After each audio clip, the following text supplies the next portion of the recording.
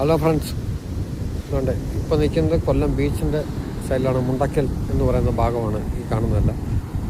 ആ പുലിമുട്ടെല്ലാം കഴിഞ്ഞ് കടൽ എത്രത്തോളം ശോഭമായിട്ട് എവിടം വരെ കയറിയിരിക്കുന്നത് നോക്കുക. പുലിമുട്ട് തകർത്ത് പുലിമുട്ടിനകത്തുനിന്ന് ഉണ്ടായിരുന്ന മണ്ണുകളൊക്കെ വലിച്ച് കയറി ഈ കാണുന്ന ഭാഗം വരെ. ഇത് നമ്മളൊരു കപ്പൽ ഇവിടെ കയറിയിരുന്നില്ലേ, ആ ഭാഗമാണിതെല്ലാം.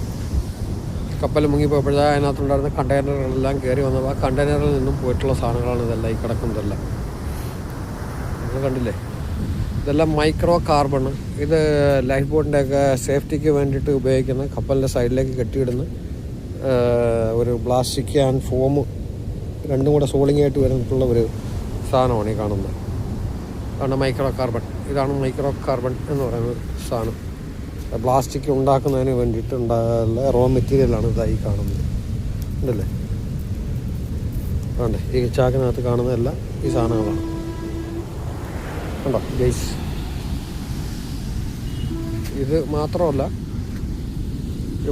ഇവിടെ നിന്ന് ഇങ്ങോട്ട് നോക്കുകയാണെന്നുണ്ടെങ്കിൽ അതിൽ നിന്നും അടിഞ്ഞു കൂടിയിട്ടുള്ള ഒരു വിധപ്പെട്ട ബാഗേജുകളാണ് ഇതായി കാണുന്നതെല്ലാം.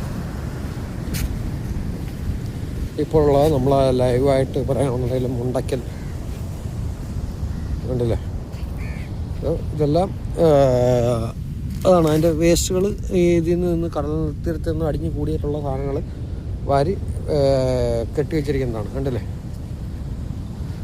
ഇനിയും കടലിൽ നിന്നും ഈ വക സാധനങ്ങൾ ഇനിയും കയറി വരാനുള്ള സാധ്യതകളുണ്ട്. ഇപ്പോഴും മീൻപിടുത്തത്തിനും ഉള്ള ബുദ്ധിമുട്ടുകൾ ഇവിടെയുള്ള പ്രാദേശികവാസികൾ അനുഭവിച്ചു കൊണ്ടിരിക്കുകയാണ്. ഉണ്ടല്ലേ, ഇതെല്ലാം മൈക്രോ കാർബണായി കാണുന്നതെല്ലാം. ഈ വീഡിയോയിൽ എന്തെങ്കിലും തെറ്റുകുറ്റങ്ങൾ വരികയാണെന്നുണ്ടെങ്കിൽ എൻ്റെ സുഹൃത്തുക്കൾ എന്നോട് ക്ഷമിക്കുക. ഉണ്ടല്ലേ, കെട്ടി വെച്ചിരിക്കുകയാണ്. പക്ഷേ ഇതെല്ലാം ഈ മഴയത്ത് ഇതെല്ലാം തിരിച്ച് കടൽ ക്ഷോഭമായിരിക്കുന്ന സമയത്ത് കണ്ടില്ലേ എവിടം വരെ തിര കയറി വരുന്നു എന്നുള്ളത്. അപ്പോഴേക്കും വീണ്ടും ഈ കെട്ടി വെച്ചിരിക്കുന്ന സാധനങ്ങളെല്ലാം വീണ്ടും കടലിലേക്ക് തന്നെ തിരിച്ച് പോകും. ഈ പുലിമുട്ട് അവസാനിക്കുന്ന ഈ ഭാഗം വരെ കടലിൽ തിരമാലകൾ കയറി വരും എന്നുണ്ടെങ്കിൽ എന്തുകൊണ്ട് ഈ സാധനം പോയില്ല? ഇതുവരെയും ഇതിനൊക്കെ ഡ്രെയിനേജ് ചെയ്യാനോ അല്ലെന്നുണ്ടെങ്കിൽ ഇവിടെ നിന്ന് എടുത്ത് മാറ്റുന്ന മുനിസിപ്പാലിറ്റിയോ അല്ലെങ്കിൽ കൊല്ലം കോർപ്പറേഷനോ ആരും മുതിർന്നിട്ടില്ല.